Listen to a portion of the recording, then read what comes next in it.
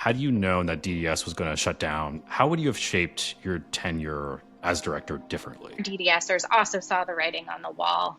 This was the hardest decision that I have ever made in my career. You put most of the blame on DOGE. Is that the exclusive place to place the blame? We ultimately had to make changes to our products that made the product less secure in order to pass the ATO. It didn't take issue with DOGE, but everyone around DOGE and the second order effects of DOGE's presence. People closing up ranks, becoming more territorial, created more of a hostile environment. Status quo did not want to protect us because we were viewed as disruptors.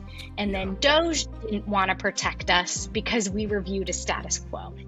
Welcome to Model Citizen, a podcast on AI, national security, and Gen Z. I'm your host, Glenn Parham.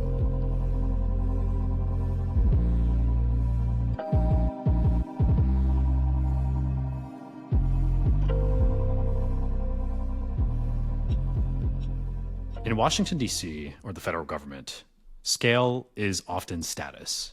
The more staff you have, the bigger budgets, the longer approvals. But 10 years ago, the White House, under President Obama, ran the opposite play. In 2013, there was this infamous healthcare.gov debacle where the website crashed, huge embarrassment to the White House. I actually still remember watching those Saturday Night Live sketches on healthcare.gov as a teenager. So the White House formed something known as the Digital Service. The idea was it would be a few dozen engineers and technologists who were embedded directly inside government. The Pentagon soon caught wind of this and copied that model, spinning off the Defense Digital Service, or DDS for short, to hack on these military tech fires and modernization across the U.S. military. It reported up to the Secretary and the Deputy Secretary of Defense, which in government, especially in the military, means everything. And a previous Secretary of Defense called DDS the Pentagon SWAT team of nerds, which I find to be largely accurate, especially as someone who worked at DDS for 3 years. But let's fast forward a decade later to this year. Both the White House and the Pentagon's digital service teams have shut down over the past few months. And in its place, a new experiment emerged under President Trump's administration, DOGE, the Department of Government Efficiency. It has the same small team DNA of engineers, that same proximity to power, same engineers in hoodies and laptops running around the Pentagon. But now they have a mandate and the autonomy to roam around the federal government, all the different agencies, this time with the White House's backing. Did that original experiment of digital services 10 years ago simply expire and run its course? Or did it actually lay the groundwork for something like DOGE?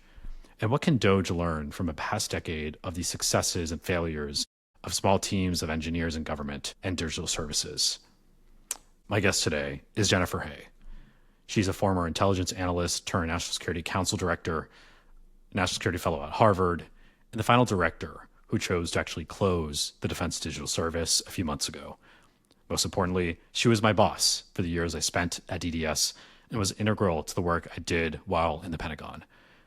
Together, we unpack how DDS reshaped the Pentagon's tech, why that model had to wind down, and what its successor, DOGE, must learn to succeed.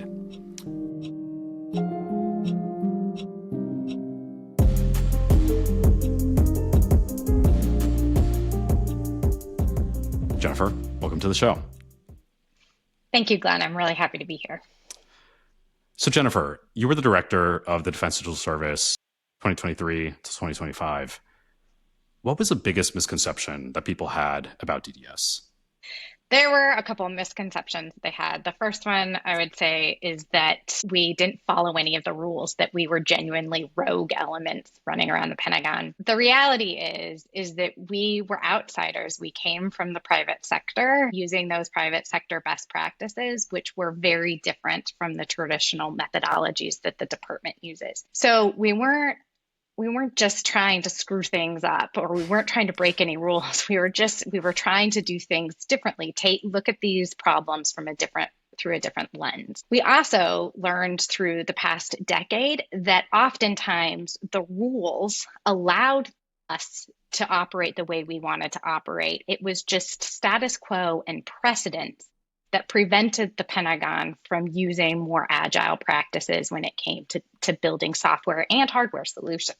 The other misconception that we came up against pretty regularly was security. We were building products that didn't take cybersecurity into account. And the reality there is that, again, we were using private sector best practices. We were doing security by design. We always had cybersecurity engineers on staff that worked closely with the product teams, but we did not submit those products through an ATO, an authority to operate process, which is very unique to the department. And an ATO is a very rigid risk management framework. And we would send our products over to our customers. The customers would then bristle because we didn't have ATO paperwork. We didn't go through the checklist. And so their assumption was that our products were not secure. We ultimately had to make changes to our products that made the product less secure in order to pass the ATO. Yeah. The final misconception is that lots of misconceptions. That we were brought in the Pentagon and all we did was run around the halls yelling at everybody that they were doing it wrong. And that is, absolutely incorrect. We weren't there to do it wrong. We were just there to do it differently. DDS would be brought in to the programs that were struggling or they were failing. And so we would go in as these outsiders and looking at these problems through a different lens and using different methodologies. But the program offices expected us to just double down on the way they were doing it. Mm-hmm. We were really genuinely there to try to deliver a solution using a different methodology because the current methodology was failing. One of the previous secretaries of defense referred to DDS as the Pentagon's SWAT team of nerds. If I could complete that statement, I would say it's like DDS was the Pentagon's SWAT team of nerds, not the entire justice system. And so like SWAT teams that are deployed to, some emergency or threat, they're concerned with the immediate threat. They're not concerned with all the downstream problems of the whole justice system, fair trials, appeals, and prisons. How that applies to DDS, it's like we were concerned with the immediate problem at hand, the emerging threat, whether it's counter UAS, not necessarily how that's going to fit into the whole PPPE cycle and funding for the next 10 years. How do you think about that labeling as us being the SWAT team of nerds? Is that adequate or does it miss something? I mean, I do think it's adequate. We were also periodically referred to as like a parachute team, a fire team that would just come in and put out the fire or parachute in to like put programs back on track.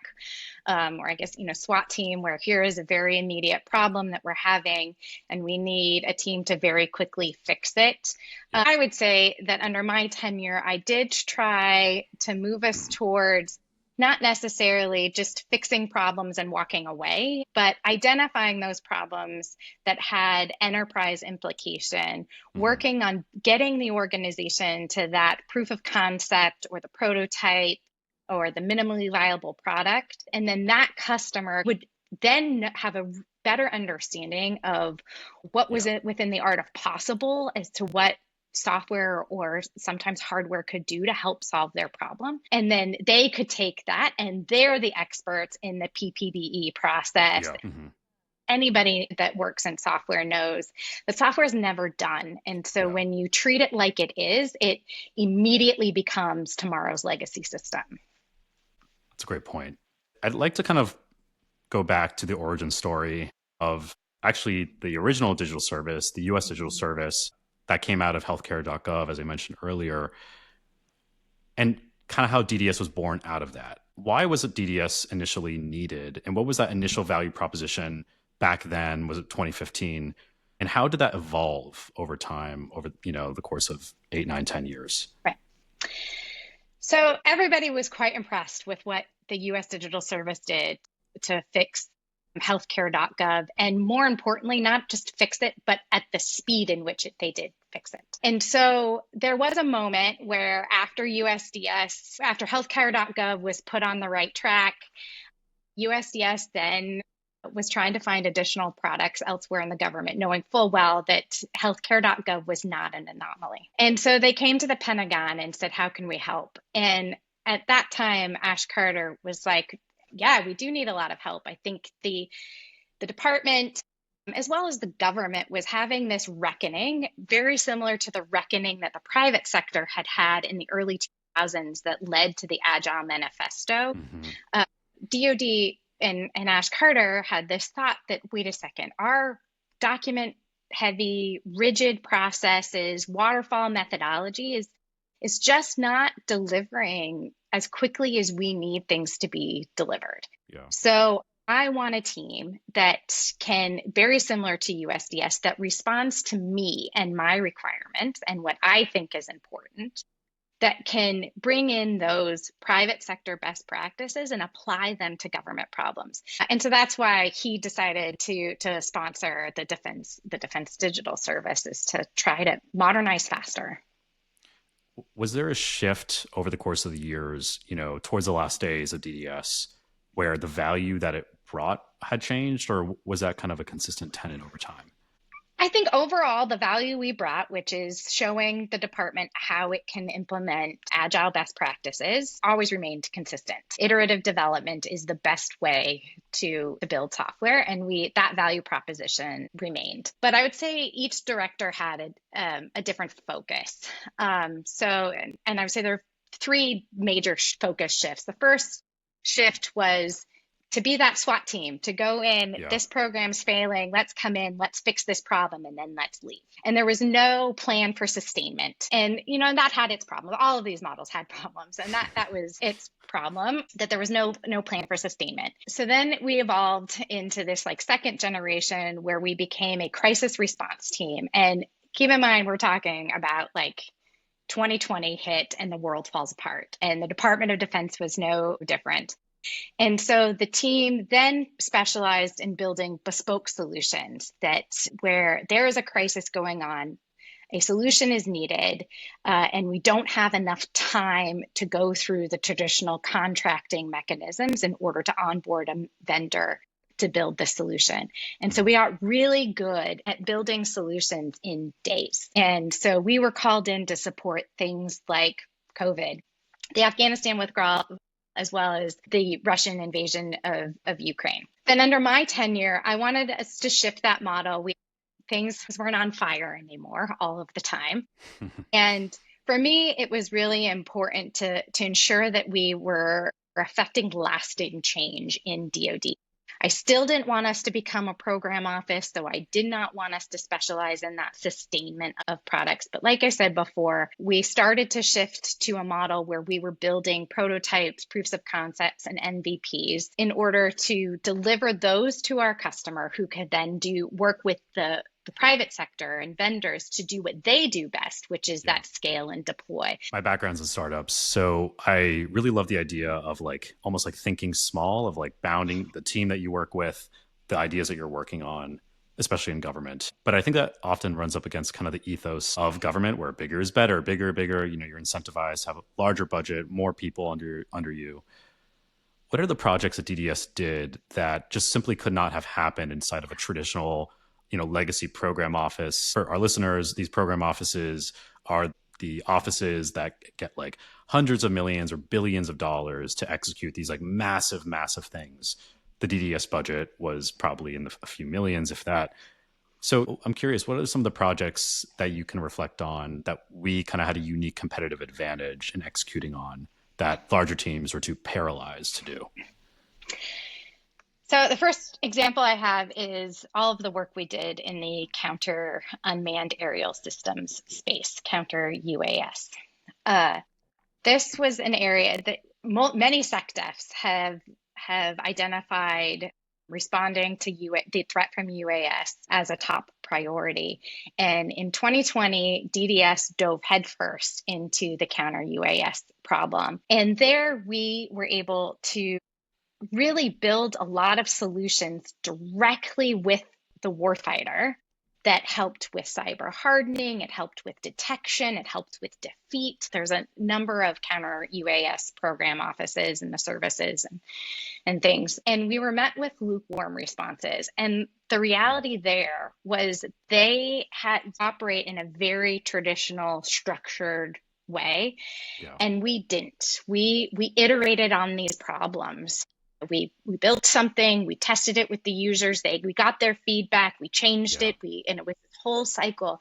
And they couldn't take that, how we iterated on to build these systems and incorporate them into the program offices. This is definitely a space in which I learned that if the users aren't demanding your capability, then it's time to turn your capability off. We transitioned those capabilities to either research labs or to the users themselves. The second thing that we really made a lot of progress in a very short period of time, because we weren't in a program office, is in the space of generative AI. You led a lot of the efforts here. So Thanks to you. please So correct thanks. me Thanks again. if I get anything wrong here. But really, in late 2022, early 2023, Gen AI hits the streets, Yeah. and DoD was no exception to realizing that, oh my goodness, this is a game changer. Yeah. How do we react to this? So a lot of the big program offices essentially convened working groups to list out use cases so Yeah. they could ultimately admire those use cases. The DDS team, you and a couple other people, are like, let's just start experimenting. Let's Yeah. see how, and take some low risk use cases and start seeing if we can implement generative AI in a military context. And so we built things like chatbots so we could chat with data. We built this really cool robot that was driven by essentially generative AI, that operators could talk in regular language to the robot, and it would do its task to prove that generative AI could be used at the edge. We also worked very closely with the Air Force Research Lab, who they also immediately launched into experimenting with Gen AI when it hit the streets. And they were the first to deliver a capability that really the entire department could use, called Nipper GPT, which that was also great because teams like DDS, as well as the rest of the department, could start experimenting with how they would want to use Gen AI in their day-to-day lives to help them accomplish their mission. And meanwhile, we were doing all that while the program offices were still looking at their lists, trying to figure out what use case they wanted to build out first. It's this like weird cognitive dissonance in the Pentagon where people will profess, they're like, oh, we want to adopt AI. Every single conference is AI now. But then I just remember back to when we were experimenting with things back with Nipper GPT and the different chatbots and AI systems we were, had. I mean, even frankly, in the culture inside of our parent organization, the Chief Digital and AI Office, there was just an aversion to it, or like a looking down on it, like, oh, that's because it's not scalable, because that's not ready for all 3 million people in the DoD to use tomorrow. It's not worth our time. The fact that we were a small team and that one of the tenets of DDS was like to learn by doing, that just like really ran up against these massive offices. In reflection over the past couple of years as your tenure as director, I'm curious if there's something that you are surprised that you got right, maybe by chance or maybe it was premeditated, but something that you got right and something that you got wrong as DDS director. So what I got right, I joined DDS at a time of transition. As you just mentioned, we had just recently moved underneath this newly formed organization called the Chief Digital and AI Office. There was also just in general in the Pentagon, this big push to normalize all of these innovation elements that had been built up over the previous decade. And we were no exception. So what I got right is that I took a team of technologists that were all relatively new to the government. Everybody had never gone through this type of reorganization inside DoD, and there was lots of leadership turnover in general. And I was able to stabilize the organization. And I was also able to identify some projects that the team could get excited about, that they could see how we can still keep our DDS ethos alive and still work on things that we think bring value to the department and that need to be worked on. So I just brought a lot of stability to the organization. Hmm. And I think that's something I'm very proud of, because it was just a very rocky time. That's an understatement. I don't think people outside realize how insane that just how tumultuous day to day it was while still trying to, execute these priorities for the warfighter, get these projects done. I just have these memories of like trying to do all these different AI things and deploy things all over the world. And then I'd have a meeting to like draw my feelings out with these kind of glorified therapists that we hired on a sticky note. So it was definitely an interesting and tumultuous time. Yeah. And I think I did my best to protect the team from a lot of the distractions that were happening during Yeah. that time, so everybody could focus on traveling all over the world to Yes. deploy Yeah. various different and new things. I also think that I was good at letting every project we had, we put a product team on it, and Mhm. I gave the product teams the flexibility and the autonomy that they needed to do what they thought needed to be done, which I Yeah. think is very important for agile teams. The product teams need to have the autonomy to be able to follow the problem and respond in real time to what they're seeing with the problem. What I did wrong, I believed incorrectly that we could normalize some aspects of DDS while preserving the DDS magic. Mhm. And the reality is, if you're meant to be a disruptor, and that's the magic you bring to this larger institution, is disrupting legacy thinking, Mhm. no aspect of you should look like the rest of the Pentagon. If you look Mhm. like the rest of the Pentagon in any way, you've lost. And I truly underestimated the pull and the strength status quo Yeah. has on everything. And that's what I got wrong. So in other words, DDS, the whole point of it is to almost be these contrarians. And so by definition of that, that doesn't scale to the rest of the Pentagon. Is that Correct. accurate? I think that is very accurate. There are many aspects of DDS that can scale. Hmm. What are some of But those aspects that you think can scale? I think being able to hire product managers, Hmm. designers, engineers, putting together product teams that are working with vendors in the program offices is definitely scalable. The authorities that we use to hire, as well as the benefits that we provided DDSers, is definitely scalable. I mean, we used that all of the authorities and additional benefits we gave to DDSers is all enshrined in law. So there's no reason why that can't be scaled. Iterative development, 100% can be scaled. There is no reason why program offices that are delivering software can't be delivering something every 2 weeks. Even our tech stack was scalable, especially in unclassified networks. We could use some of these non-traditional tools and still protect DoD data.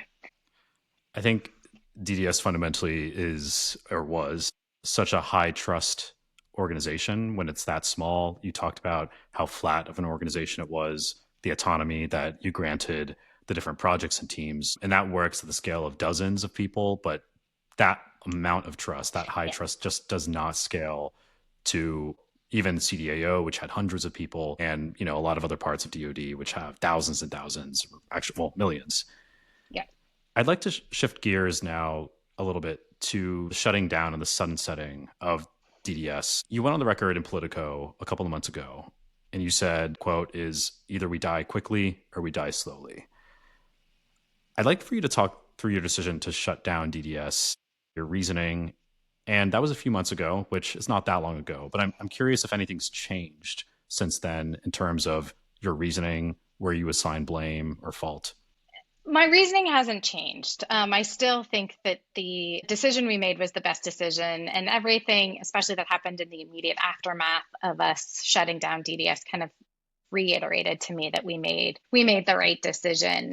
no one has blamed me to my face. So that's kind of nice, because I, Yeah. especially the DDS team that was in the trenches with me when we came to this decision. And I want to be clear, we did come to this decision together as a team. They knew everything that was happening. They also knew that this is the right decision. And then former DDSers also saw the writing on the wall that this was the right decision.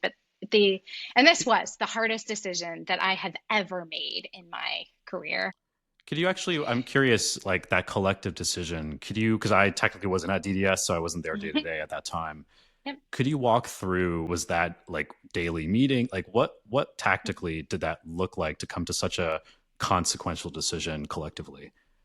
So I would say that my evolution was kind of a death by 1,000 cuts. But essentially, when the Secretary of Defense announced that he was going to reopen the DoD deferred resignation program, I realized that there was no way for DDS to survive with our mission intact. Especially in the near term, that we weren't going to be able to survive. So here was an opportunity for us to resign with dignity on our own terms. So essentially, why couldn't DDS survive with the deferred resignation program? And disclosure, Jennifer and I are both on this program, but yeah, caveat with that. Yeah. So the decision to reduce the size of the government, all of the decisions that they were making, and they weren't allowing for exceptions.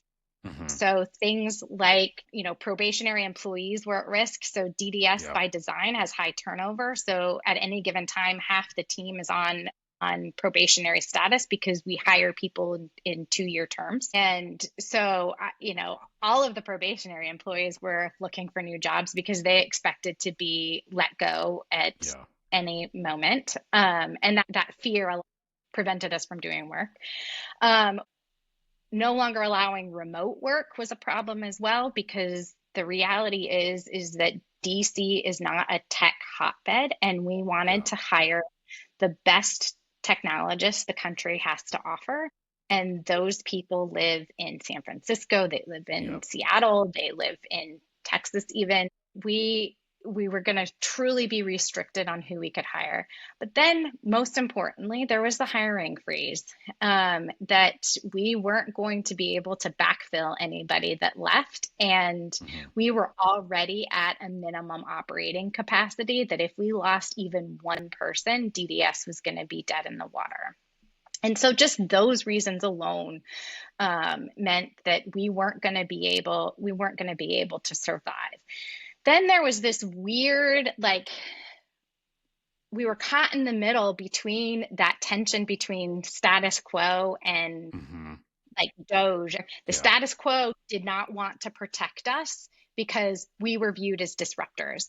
And then DOGE didn't want to protect us because we were viewed as status quo, because we were already there. And so we were left on this island. And then seeing the writing on the wall with the other digital service organizations, it was just, I knew that this is probably time for us to let go.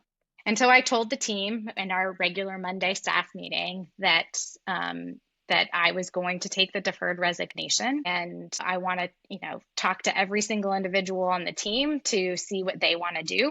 And then also too, the reality is that this was going to be the best severance we were going to get. This was going to be the most beneficial opportunity for us to leave. And so by the end of the week, by Thursday afternoon, I talked to every single person, and we had decided to shut down. You said something just now. DOGE viewed us as the status quo. And that kind of gets to my point and how I perceive how everything kind of played out earlier this year, where it's almost like I didn't take any issue necessarily with DOGE and their actions, but everyone around DOGE and the second order effects of DOGE's presence. People kind of closing up ranks, becoming more territorial. And that to me created more of a hostile environment where people were very threatened by the presence of something like DDS. And so I know, in your article that you went on the record in Politico, you put most of the blame on DOGE. Is that the exclusive place to place the blame? Or do you think, upon reflection, that it's it was other factors as well?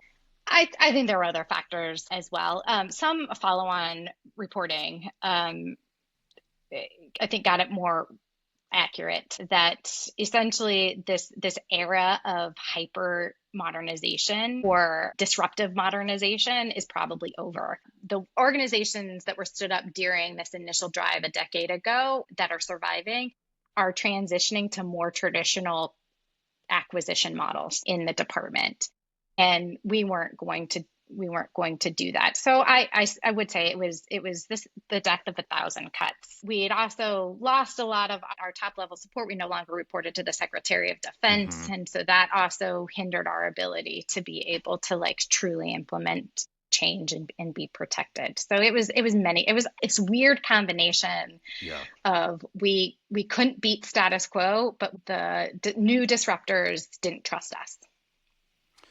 For our listeners, one of the interesting aspects of DDS, it's actually why I came on board, we are only there to serve up to 2 to 4 years. Had you known that DDS was going to shut down, this year, you started your tenure as director in 2023, left in 2025. How would you have shaped your tenure as director differently? I've definitely spent a lot of time thinking about what I would have done differently under the operating environment in which I was in to try to save DDS. And Mhm. I've got some more time that I need to spend with that issue before I really Some talk about it. therapy might help. Yes, Or some chat GPT therapy, who knows? yes, yeah. But since that's not what you're asking, you're asking if I had known we were going to shut down, what would I have done differently? First thing is there were so many people in the Pentagon that thought they knew how DDS should run or should be Hmm. managed. Yeah. There were also a fair bit of antibodies that were either threatened by DDS or viewed us as unnecessary. Most of those people were inconsequential to DDS's functioning, but I wanted to prove DDS's value to every single person I talked to. And so I spent a lot of time reacting to those people who thought they knew better about DDS. And so I should have just ignored them. Like that's what Hmm. I would have done. If you have no power over the projects I take on, no power over my budget, I don't want to talk to you. And that would have freed up a lot of time. I Hmm. tried really hard, spent a lot of energy trying to normalize, but keep us as disruptors. And I would have said, we're disruptors, take it. I wonder if, when DDS was first started, it reported, I think, either directly to the Secretary of Defense or the Deputy Secretary of Defense. And so the operating model, where we're able to just go into any room and just do whatever we want because, our parents, our bosses, outrank literally every single person that we meet with. As it's almost like DDS, its power got diluted as it went down the ranks from the Secretary of Defense, Deputy, but then down to CDAO. And so I wonder if, like in retrospect, how we approached and just operated maybe should have changed with the times, acknowledging that, hey, we actually don't have the political capital, frankly, to, act in the ways that we did. Would you agree with that? I do 100%. I agree with that. We definitely lost our political capital to be able to find those problems that needed our help and Yeah. help them. Uh, on the other hand, though, there was no shortage of willing customers in Hmm. in DoD. People who knew they needed help and were willing to work with us and do it our way. Yeah. And so the team was gainfully employed. But I know the GAO just issued this report of here are all of these top programs that are not delivering value Yeah. and Yeah. they haven't delivered value for 10 years. Like those are the programs we should have been going after. And you can only go after those programs if you have support from the Secretary of Defense. We weren't fixing these programs that had spent $600 million over the Yeah. past 5 years and delivered nothing because we no longer had top cover. Yeah. One thing I've learned in the Pentagon, or I guess in government in general, is that political capital is almost more powerful than financial capital and funding. And so as that gets diluted or stripped away, it can, just profoundly have an impact on your ability to get shit done. Mm-hmm. Um, We touched on DOGE already, Department of Government Efficiency. One of my favorite sayings is that, history doesn't always repeat itself, but it does rhyme. Is the existence of DOGE a rebuke of digital services, the USDS, DDS, or is it actually just the next generation of them? How do you think about that? I don't think it's a rebuke, although I do think that DOGE may say that it's a rebuke, that the digital service movement failed. So that's why DOGE needs to come in and fix everything. But if you listen to what DOGE says, they read the executive order that created DOGE, they are frustrated by the same things that the government was frustrated by back in 2013, 2014, 2015, when all these digital services were stood up. Essentially, the government is not delivering adequate services to the people, to their citizens, and they're not benefiting from the efficiencies that software provides. Efficiencies that the taxpayers need, and that environment still exists today. But I would compare this to some of this like truly innovative companies that we've seen in the private sector and marry that against the government. The government's mission is so much broader than small computer and e-commerce. It's national security, it's diplomacy, it's commerce, monetary policy, it's ensuring that our public lands are cared for. It's ensuring that veterans and the uninsured have health care. Mission of the government is so vast. And it's also so important. People depend on the services. Their livelihood depends on the services that the federal government provides. And so the impact that we have brought over the past 10 years is on track, but everybody's still frustrated because everybody sees what's within the art of possible, and so they want to come in with their own methodology to try to break things and improve things.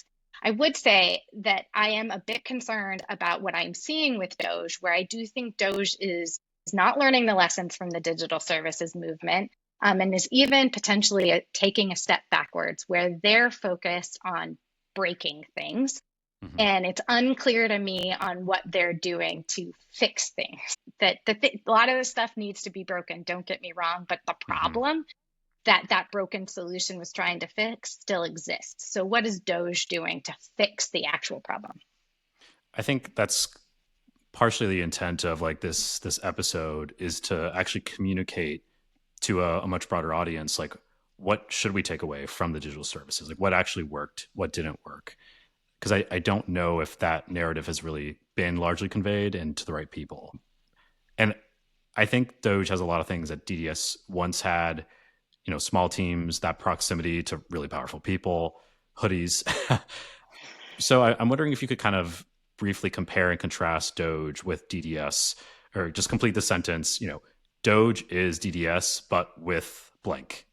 Okay, that's good. So let's do this. DOGE is DDS, but without the scar tissue of fighting the bureaucracy and status quo. I would say that we did need some energy injected into us, because after a decade throughout the government, we were just constantly, it was always 2 steps forward, 1 step back. And so they have that energy that the digital services had 10 years ago of like, let's do this.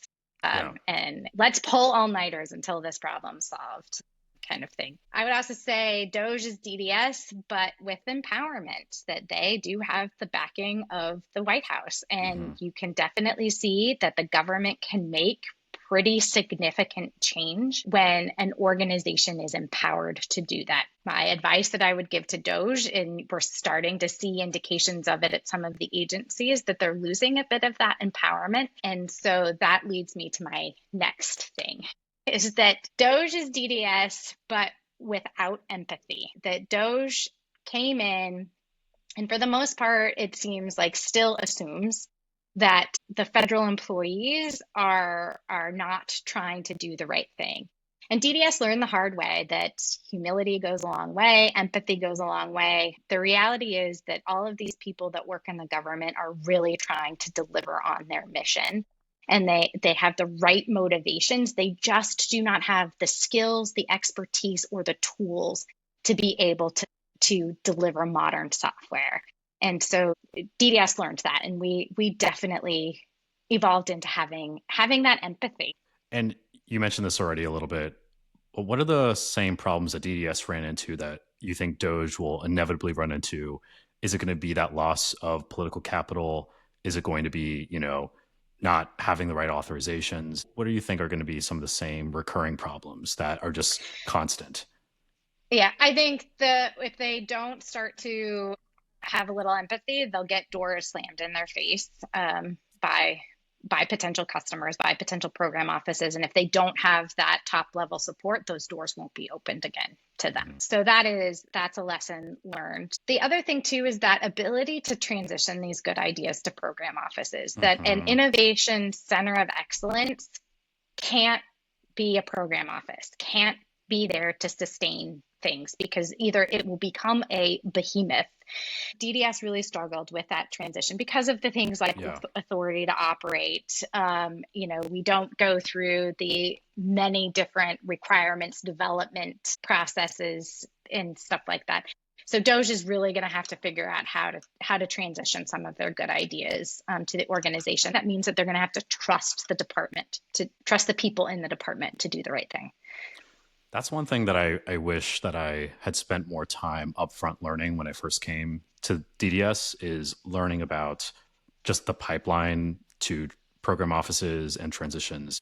Because it's like, look, I was from startups. I love hackathons. I love building those prototypes. I fundamentally believe in that. But it's almost like sometimes I'd be speaking a different language when I'd be speaking to different folks across the DoD, where they'd be like, okay, well, how do we get this funded, and how do we put out, an RFP or whatever? And I'd be like, what now? Different colors of money? What the hell are you talking about? One thing that I've gained over the 3 years in the Pentagon is understanding the institutional knowledge of how, like, the machinations of just the funding cycles and all that, and how that can actually empower you to be a greater effective agent of change and not slow you down. And so, we're talking about DOGE. Obviously, this has been an advent with the newer Trump administration, latest Trump administration. The AI action plan was released by the White House from the Office of Science and Technology Policy last week. The AI strategy is basically this document where they kind of go over the next few years what the Trump administration plans to do as a regulator of AI, as an investor in infrastructure and data centers. But more relevant to us is, like, as a user of AI across the federal government. In the AI action plan, it also touches on, quote, creating a talent exchange program designed to allow rapid details of federal staff to other agencies in need of specialized AI talent, aka getting AI talent in different parts of the federal government. Jennifer, do you view AI talent as divorced or separate or related from digital service expertise and experts? Absolutely not. I think AI talent now and digital service experts are synonymous. The reality is that digital service experts was an umbrella term for these cross-functional skill sets that are used to build technology, which are not just engineers. Mm-hmm. It's also product management and design and a handful of other things. You can't just hire a whole bunch of AI engineers or machine learning engineers, data scientists, deploy them across the government and expect all of our problems to be solved, because the reality is that the government writ large is not ready to adopt AI. And so in order to get to the point where they can effectively use AI, there's going to have to be a lot of digital services that are built. And digital services range from everything from an informative website to a dashboard that displays current state of play to predictive models that decision makers can use to make decisions.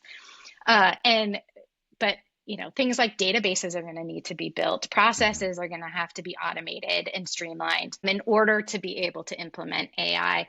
And so I think AI is just the current buzzword today that sells. And so sure, called digital service experts, AI talent, but really it's all the same. We hired AI talent. We hired you as a digital service expert. So that's it. I think that's the umbrella term. AI talent is a subset of that. The Department of Homeland Security had this team called the AI Corps, right? I think that's what they were called. And while, yes, they're kind of mandated to do AI, when I would speak to them, a lot of their projects were pretty much like digital service projects that maybe had a little light sprinkle of AI on top of it. Mm-hmm. And so maybe this whole AI talent sort of effort with this AI action plan is just going to be kind of a vehicle to smuggle in digital service best practices. We worked on a project where the customer kept saying, we want AI, we want AI. And we kept saying, well, to get you to AI, you need a better form. Like Yeah. your data intake needs to be better. So we're going to build a better form. And then ultimately, you can contract out to one of these fantastic AI companies that are popping up everywhere to do your AI.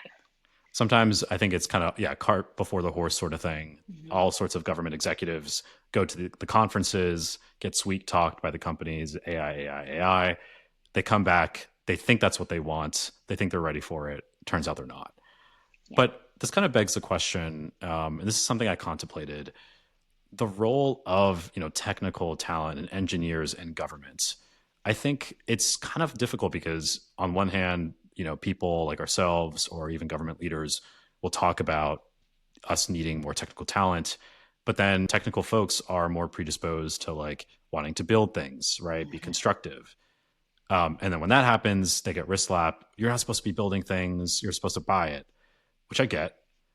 So how do you think about that ideal role of engineers and I guess software factories? Is it supposed to be exclusively advisory, or should we just be buying things? What is the right balance and what is the right role? This is a great question because the way the government looks at technology, they look at it as a build or buy problem. And to me, it's a build and buy problem. That you do need a team of, that these cross-functional teams that are building out those prototypes to test what do we actually need. So you can have that better conversation with the vendors. And so the vendors are then delivering a solution that the government and everybody's happy. So I do think that that's very important. But you hit the nail on the head with the conundrum of these tech talent and specifically engineers. Engineers want to build. And the reality is that what the government really needs out of engineers is their expertise to know what's feasible. So be able to know that all policy, most of policy now is going to be implemented through some sort of software mechanism. And you need an engineer on staff that can say whether or not implementing that policy is feasible, and then also provide accurate timelines as to when software can be deployed in order to implement that policy change. Especially on the policy front, I kind of had a little bit of exposure to that through the Generative AI Task Force when we were writing the Generative AI policy for the Department of Defense. And it made me realize we actually need technical people, hands-on keyboard folks on the policy side as well. Up until this point, we usually view those things as separate. Like, oh, you're a policy guy or you're an engineer. And it's like, no, but the policy can greatly hold us back if it's not technically informed. And since we're talking about, government talent, one tenet of DDS is going in and outside of the private sector, kind of rotating in and out. I'm wondering if that is a pillar that will start to scale across the government. And if that kind of era of these government employees where they start at the age right out of college and until their last paycheck when they retire, they're in government. Is that shift actually going to happen? And is that a good thing to have people going so fluidly in and out of the private sector? I really hope that shift is happening. I am a little concerned about the messaging that the private sector is getting about the public sector, is that there are things that are attractive about working in the public sector, like stability. For example, DDSers were told you'll have a stable job for at least 2 years. And that goes a long way for in the tech world, which is pretty volatile. I will push back on that because when I came to the Pentagon, I was like, oh, this will be a very stable job. And then that's what I'm saying. It was very tumultuous. And I looked at my friends at Google and Facebook, and I'm like, y'all's job is so easy. Anyways, but yeah. There is that, but you weren't at risk of being laid off. That's true. Yeah. And so there you get that. I guess it's how we define stability. But I mean, I do hope that we will create and I mean, DOGE is trying to do this too, of bringing part-time technologists in for a short period of time. Yeah. And in the tech world, is important for that fluidity for a bunch Hmm. of different reasons. One of which is complacency, is that if you have 20 years to solve a problem, you're going to take 20 years to solve that problem. Yeah. If you have 2 years to solve that same problem, you'll solve it in 2 years. And so I think that's important to have that fluidity. Also, expertise.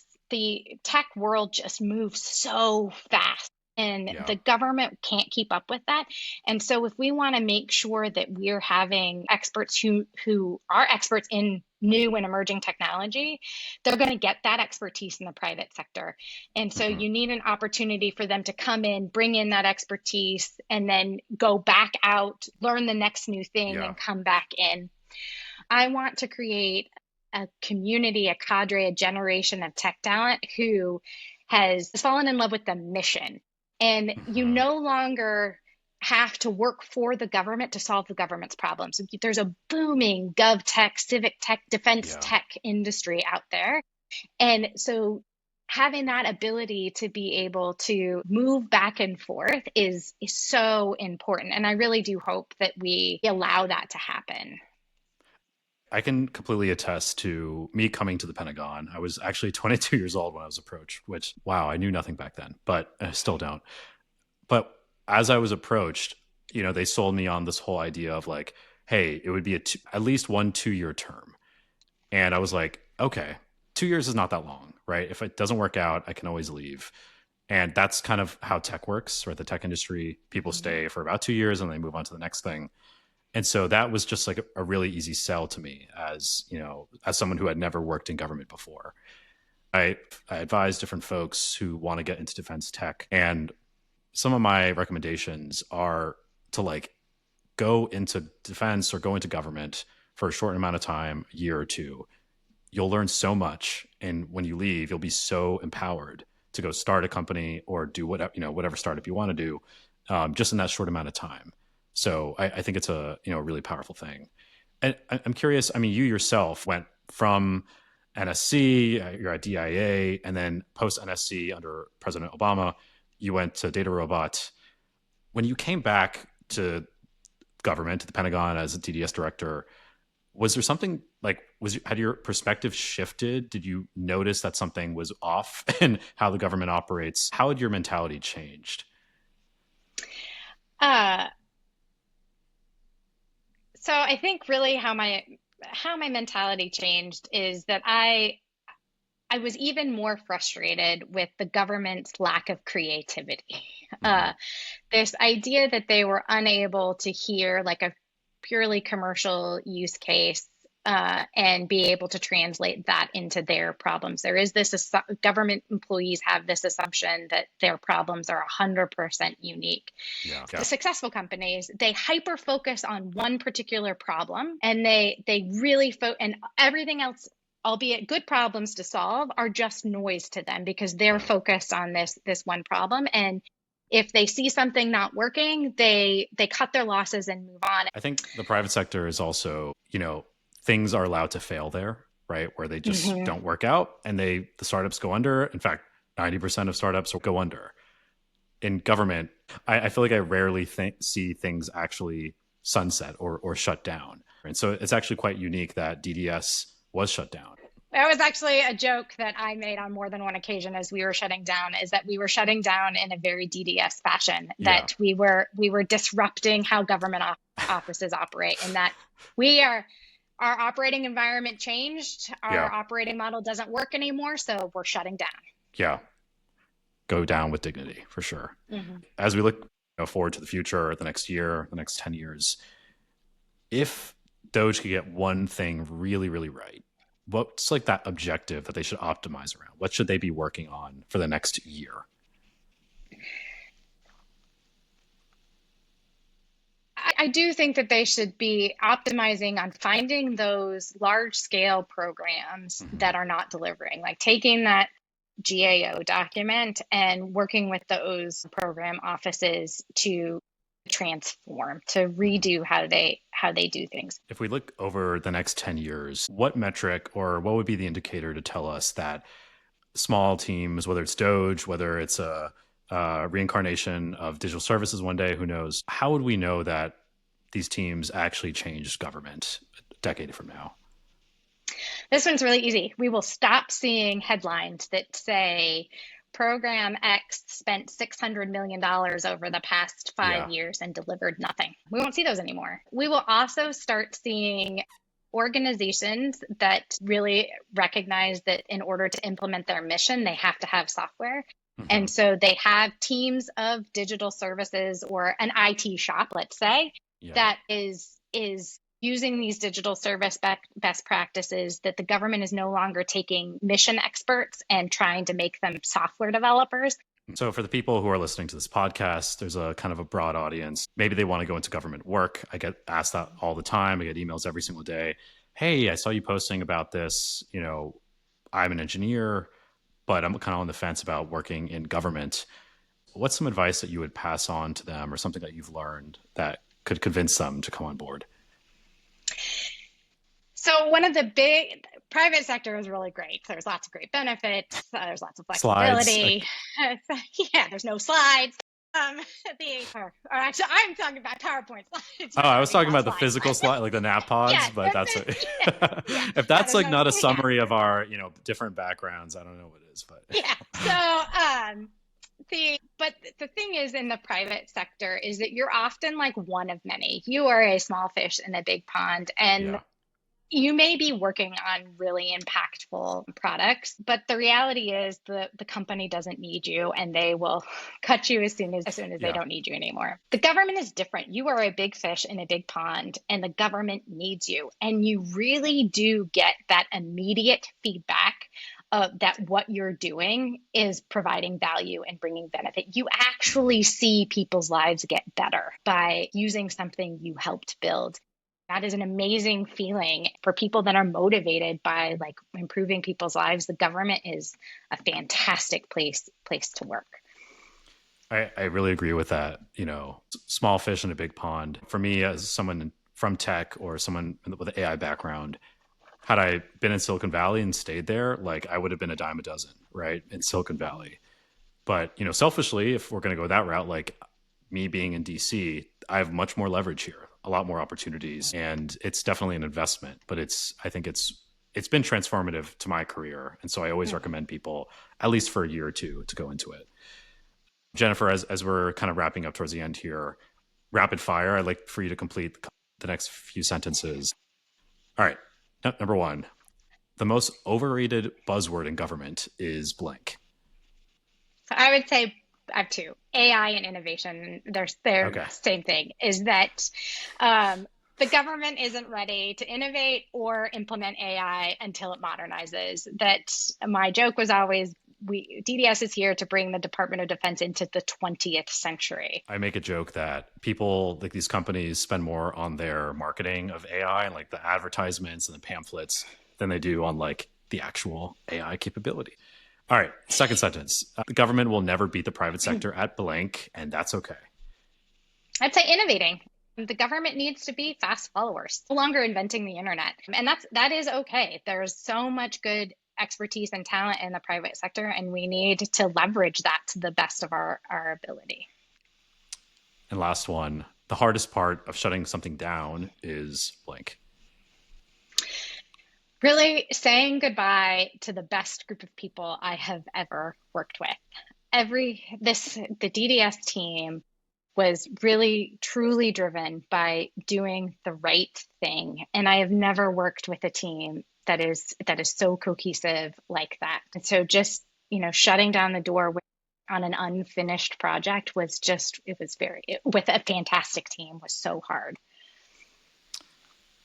One book, resource, or podcast, blog that you recommend to people who are interested in public sector and tech? Definitely, hands down, Recoding America by Jennifer Polka. Of course. She did a podcast about the book with Ezra Klein that he titled the book that every policymaker needs on their bedside table. And that was the perfect title of the podcast. She really does a really good job of explaining why this initiative of digital services is so important.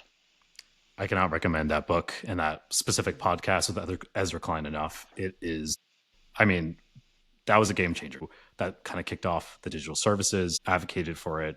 I really owe the next few years or trajectory of my career to that. So what's next for you? How are you thinking about what you want to do next? What are you prioritizing? Bottom line, I still have so much left to contribute to improving government technology. And I definitely learned so much from the DDS team that I really want to be able to ensure gets filtered back into the government. So I'm just currently exploring ways on how I can best support that ecosystem. But I'm always up for good ideas on how I can help. And how can people follow you, keep tabs on you? What's the best way to do that? I'm pretty active on LinkedIn, and you can also follow me at jenniferhay.com. Awesome. Jennifer, thank you so much for this talk and your perspective. And you've had a very impressive career. You've been on the private sector. You've been in the top ranks of government, the national security world. Our listeners will definitely really appreciate everything you've brought to the table. Thank you for your service as director of DDS. It was an insanely tumultuous time being in DDS, and yet I reflect back on it, and it's like, the most impactful years of my life. So I just want to thank you for everything you've done. Well, thank you, Glenn, and thank you for your service. So what do you think about the evolution of DDS to DOGE? Let us know in the comments. And please give the show a follow and rate us wherever you get your podcasts, Spotify or Apple Podcasts. It really does help us out. Do you have any topics that you'd like us to cover, or important players in AI or government that you'd like us to interview? If so, let us know. Thanks for listening to Model Citizen. I'm Glenn Parham. See you next week.